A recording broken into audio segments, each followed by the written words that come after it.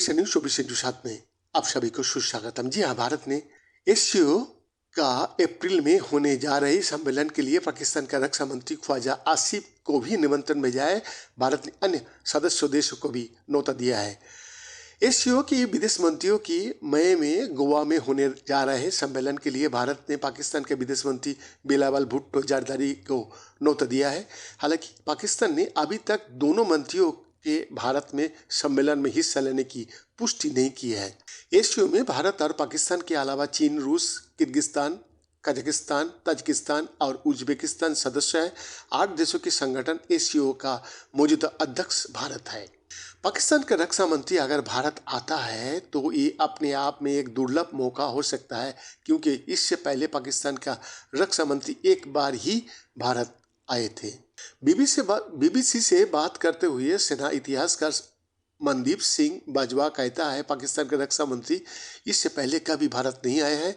सिर्फ एक बार शिमला समझौतों के वक्त जून 1972 में जुल्फिकार अली भुट्टो भारत आए थे। उस समय वो राष्ट्रपति थे और उनके पास रक्षा मंत्रालय भी था। इसके अलावा पाकिस्तान का कोई रक्षा मंत्री कभी भारत नहीं आया है। मनदीप बाजवा उम्मीद करता है कि पाकिस्तान के रक्षा मंत्री इस सम्मेलन में आ सकता है। वो कहता है, ये पाकिस्तान का तय करना है कि एससीओ उनके लिए कितनी अहमियत रखता है। अब तक वो एससीओ को महत्व देते रहे। ऐसे में मुझे लगता है कि वो अपने रक्षा मंत्री को भारत भेजेंगे। पाकिस्तान और भारत के बीच कूटनैतिक रिश्ते पूरी तरह ठंडे हैं। इससे में ये सवाल उठ सकता है कि क्या पाकिस्तान को लेकर भारत का नजरिया बदल रहा है। विश्लेषकों को लगता है कि ऐसा नहीं है। Manohar Parrikar institute for defence studies and analysis में यूरोप एंड यूरेशिया सेंटर की associate fellow doctor Swati Rao कहती है, भारत सरकार पाकिस्तान पर बिल्कुल भी नरम नहीं पड़ रही है। भारत सिर्फ अपनी अंतर्राष्ट्रीय प्रतिबद्धता निभा रहा है। स्वाति राव कहती है, पाकिस्तान का साथ भारत का अपने मुद्दे हैं, ये द्विपक्षीय मुद्दे हैं, लेकिन भारत एससीओ की अध्यक्षता कर रहा है। ऐसे में उसके बहुपक्षीय उद्देश्यों को आगे बढ़ाने भारत की प्रतिबद्धता है। इसी के तहत पाकिस्तान को न्योता भेजा गया है। राव कहती है, संघाई कॉरपोरेशन ऑर्गेनाइजेशन भारत की बहुपक्षीय प्रतिबद्धता का प्रदर्शित करता है। भले ही भारत का पाकिस्तान से अभी रिश्ते बहुत अच्छा ना हो, लेकिन एससीओ सम्मेलन के लिए पाकिस्तान को बुलाना भारत की प्रतिबद्धता है। एससीओ की घोषित उद्देश्यों में एक आतंकवाद के खिलाफ फ्रेमवर्क बनाना भी है। इसी के लिए एससीओ का एक स्थायी स्ट्रक्चर है जिसे रीजनल एंटी टेररिज्म स्ट्रक्चर कहता है। भारत ने इस पर हस्ताक्षर किया है और पाकिस्तान ने भी। भारत में होने जा रहे एससीओ सम्मेलन में क्षेत्रीय सुरक्षा, अफगानिस्तान का हालात और आतंकवाद से जुड़े मुद्दे पर चर्चा हो सकता है। स्वाति राव कहती है कि अफगानिस्तान के हालात और क्षेत्रीय सुरक्षा के लिए देशों का बात करना जरूरी है। अफगानिस्तान में अपनी नीति फेल होने के बाद भी पाकिस्तान बड़ा स्टेक होल्डर है और अपनी भौगोलिक स्थिति की वजह से भी महत्वपूर्ण है। ऐसे में अगर अफगानिस्तान या तालिबान को लेकर कोई चर्चा होती है तो उसमें पाकिस्तान को सुना जाना चाहिए।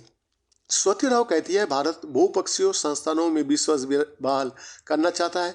भारत ये भी दिख रहा है कि पाकिस्तान से उसके जो मतभेद है वो अलग है और बहुपक्षीय संस्थानों के लिए प्रतिबद्धता अलग है।